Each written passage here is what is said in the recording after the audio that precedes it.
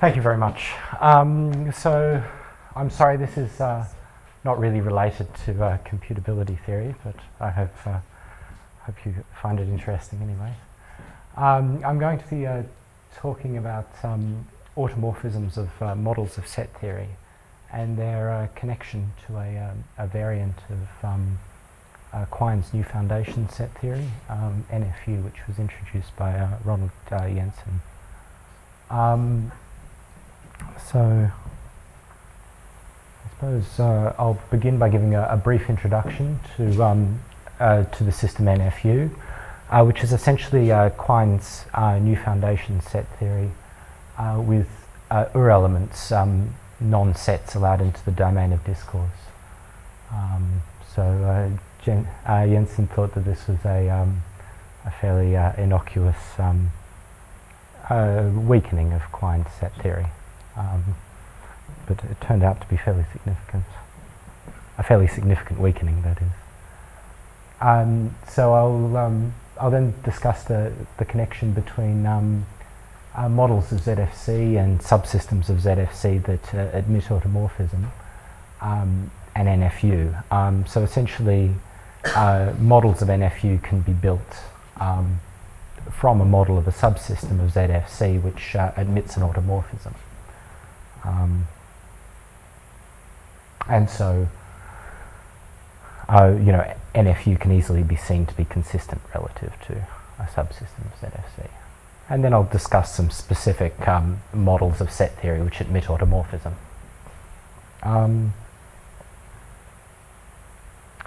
So today, I'll be talking about Jensen's system NFU.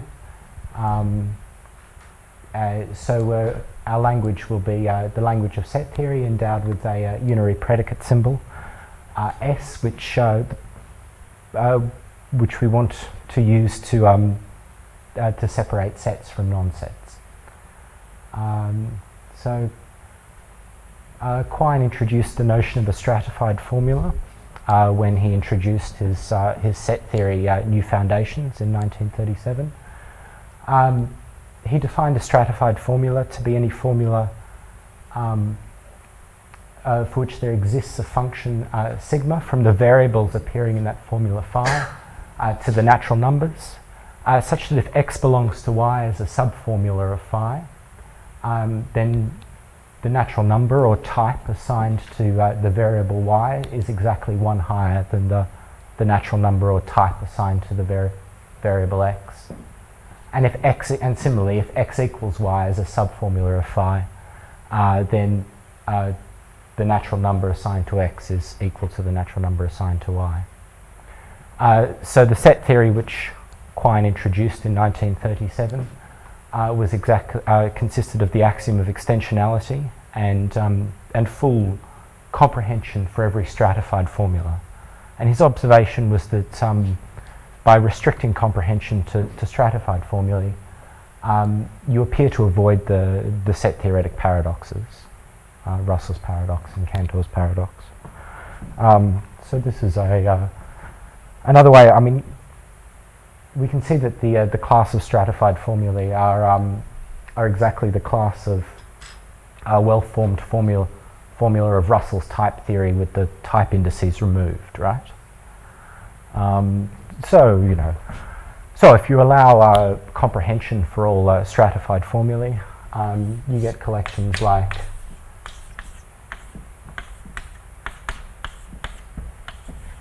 the set of all sets, because x equals y is a stratified formula.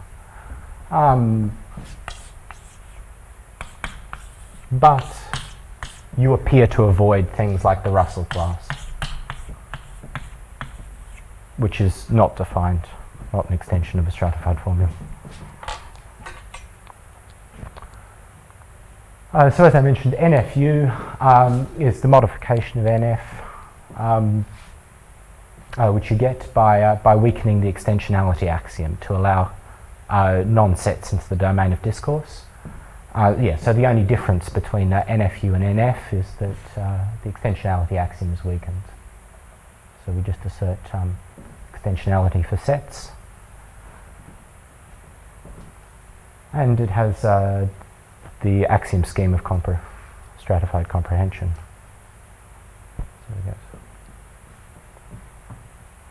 Now, when Jensen introduced this system, he was able to show that. Is the Y set in the comprehension by axiom or not? Yes. So sorry. Thank you so much. Yeah, Y should be a set. So there exists a Y. Y is a set, and X is in Y. Do you want me to write that on the board, or do you see? Yeah. Sorry about that.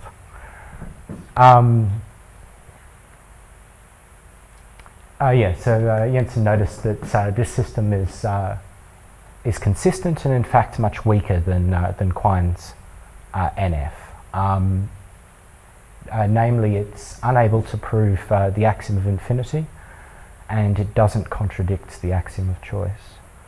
So for the purposes of the talk today, I'm also going to include the axiom of infinity and the axiom of choice into this axiomatization.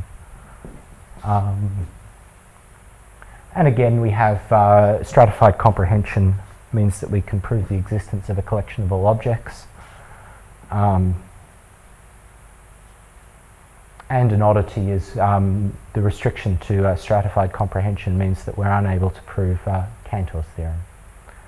So you can see that if you've got a collection of all objects, then the power set of that collection must be a proper subset if we have non-sets in our domain of discourse.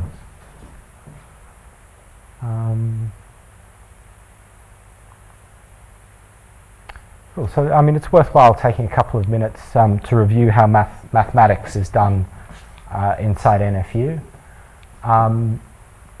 So the restriction to stratified comprehension means that we're unable to prove the existence of objects such as von Neumann ordinals. However, the existence of large sets makes it very convenient to talk about equivalence classes of things. So as a general rule, I suppose we represent things like cardinals and ordinals in the same way we would in Russell's type theory. So cardinals are represented as equivalence classes of sets of the same size, and in a similar fashion, ordinals are represented as equivalence classes of isomorphic well orderings. So another oddity of NFU and of stratified comprehension in general is that it's unable to prove that a set is the same size as its own set of singletons.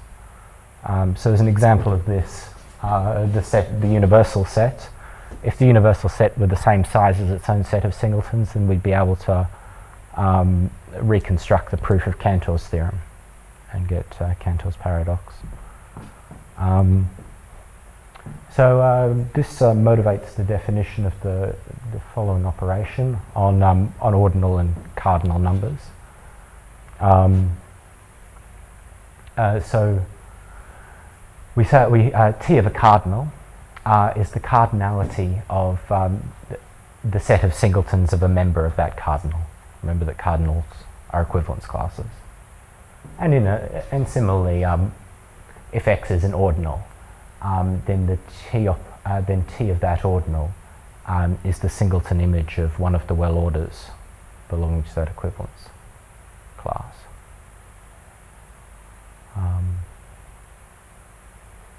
And we'll use the natural numbers to denote the set of all finite cardinals. So we might ask, how far up the ordinal or cardinal hierarchy in NFU is the T operation well behaved? And the answer is a bit depressingly not very far. So we're unable to prove that that T is the identity on the natural numbers. So there could be finite sets which are not the same size as their own set of singletons, essentially. And this observation suggests the following axioms which we can add to NFU, to extend NFU. So the first, so all of these axioms were originally suggested as extensions of Quine's NF. They can easily be added to NFU. So the first is Ross's axiom of counting, which just says that the T operation is the identity on the natural numbers. So for every finite set, that finite set is the same size as its own set of singletons. And then there are two weakenings of the axiom of counting, which I'll speak about today. The first is the axiom of counting less than or equal to, which says that the T operation on finite cardinals is non-decreasing. And we could also say that the T operation on finite cardinals is non-increasing.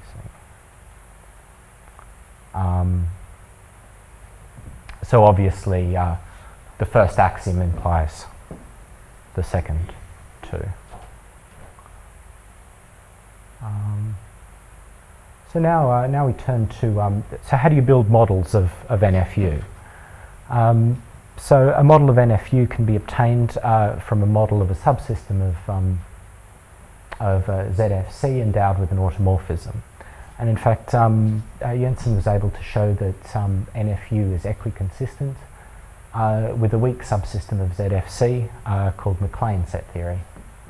And so we'll abbreviate that MAC, and MAC is axiomatized by extensionality, pair, union, power set foundation choice, and delta naught separation. So if we have a model of MAC endowed with an automorphism J, and there's some point which is moved by the automorphism such that the power set and all the points, such that C is moved by the automorphism, and all the points of C and all the points in the power set of C are contained in the image of C under the automorphism, then we can use this to build a model of NFU. So firstly, we can see that such a model endowed with an automorphism would yields a model of Russell's theory of types with Ur elements. So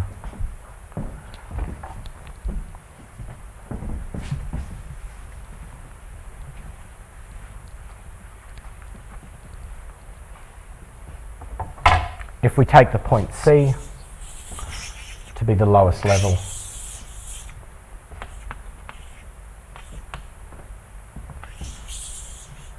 and then C1 to be the image of C under J, and C2, etc. Then by our assumption, sitting inside C1 is the power set of C0, and similarly sitting up here is the power set of C1.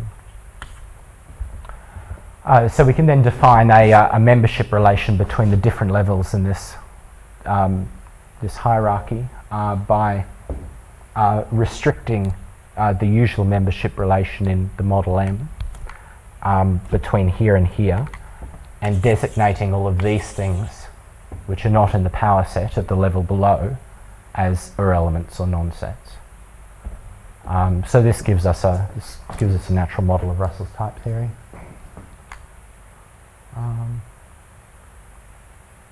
And from this we can define a model of NFU. So the domain of our model of NFU will be the bottom level in this model of type theory, and we say that 2 points belong to each other if the automorphism J sends this point to inside the power set on the next level, and this thing belongs to the point it's sent to. So I won't give you the details, but that structure is a model of NFU, and that structure actually agrees with the type theoretic structure, the model of type theory on all stratified sentences. So that gives you an idea of what kind of things hold in this model of NFU. And it should also immediately show you that infinity and choice are independent.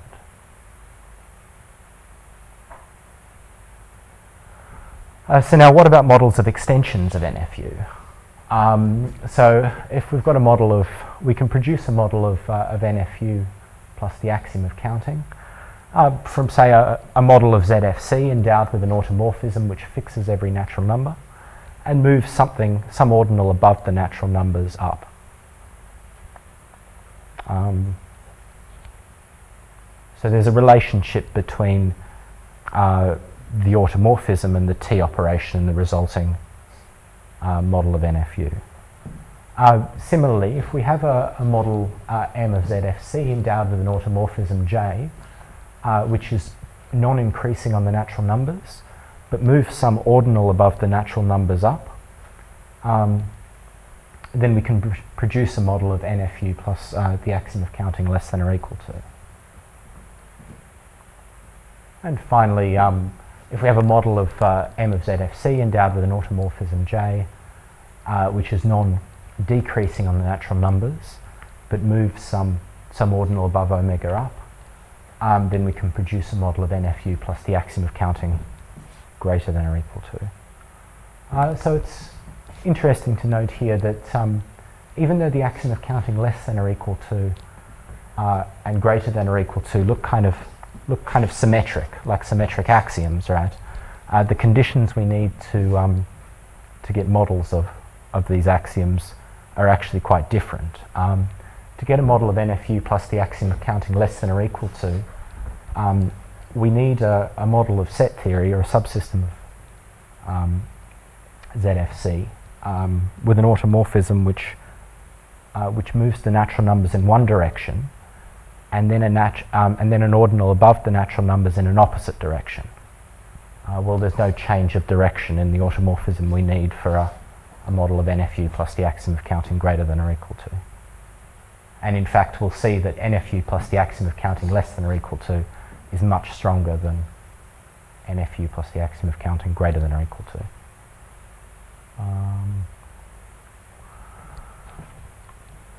So now, so if we just look at models of NFU plus the axiom of counting, if we have a model M of ZFC and an automorphism J that fixes every natural number, then we can see this property of fixing a natural number is actually transferred quite a way up the ordinal hierarchy.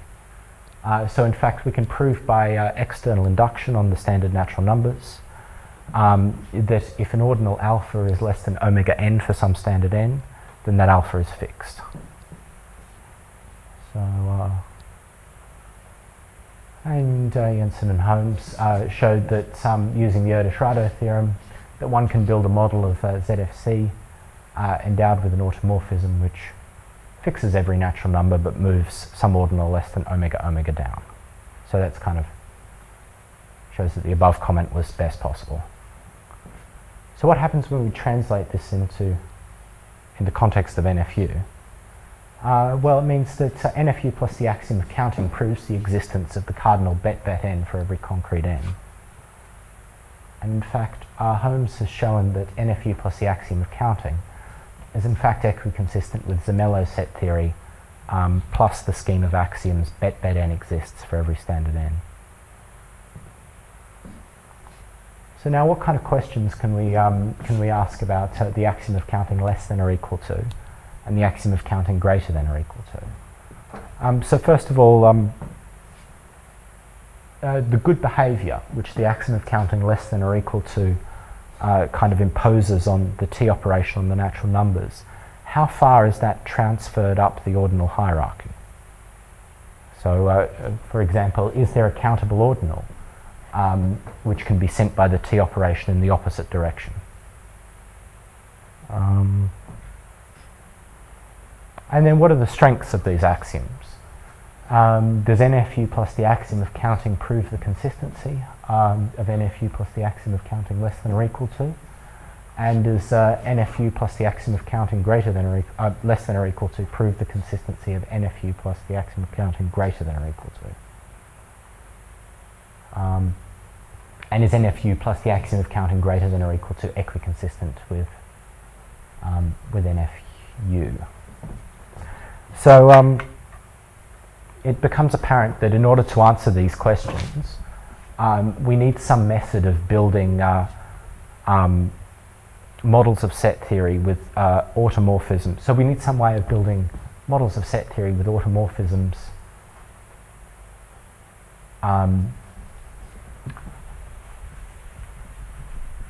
we need to build models of NFU plus the axiom of counting less than or equal to, which are not necessarily models of NFU plus the axiom of counting. So we need models of set theory endowed with an automorphism which moves natural numbers in one direction, but don't fix every natural number. So if this line is an ordinal, like the ordinal spine of a model of set theory, and this is the natural numbers, so we can actually build a model of set theory with an automorphism using the Ehrenfeucht-Mostovsky method. And we need to embed, so what we do is we embed into the natural numbers a Z index class of indiscernibles.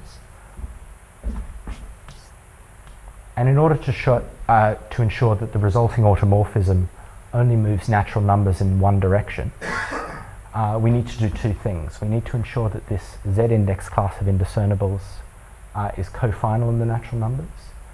And also, we need to ensure that if there's some Skolem function which gets sent to a point below the indiscernibles, then it gets fixed by the automorphism.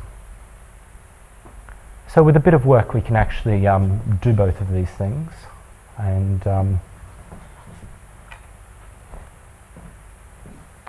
get models of set theory with automorphisms that move all the natural numbers in one direction. Now, once we do this, it's very easy to see how one would get a model of NFU plus the axiom of counting greater than or equal to. If this is omega plus omega, and we've moved some natural number, then we know that we've moved an ordinal less than omega plus omega in the same direction as we've moved these natural numbers. So we're done, and we have a model of NFU plus the axiom of counting greater than or equal to. Now it's a little bit harder to get a model of NFU plus the axiom of counting less than or equal to. To do this, what we need to do is we need to find somewhere along the ordinal hierarchy where there's a point which gets sent in the opposite direction. And so the question is how far up the ordinal hierarchy do we need to go? And it turns out there's a connection with non-standard models of set theory. So you can build a model of set theory endowed with an automorphism that is well behaved on an initial segment, and then moves a point in the opposite direction above that. If you have a non-standard model of set theory that is well founded on the initial part you want to be well behaved.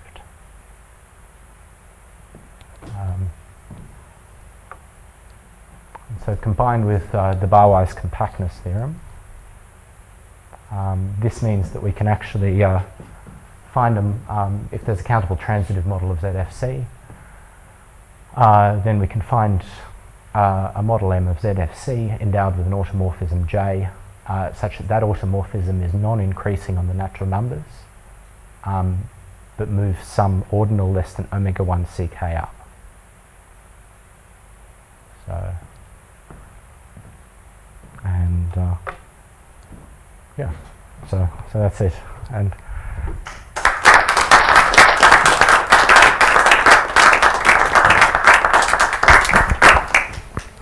I suppose the question is what's the exact strength of NFU plus the axiom of counting less than or equal to relative to a subsystem of ZFC. And it looks like it should be about KPP, which is Friedman's extension of cryptoplastic with recursion in the power set. But for the life of me, I can't prove it. So, are there further questions?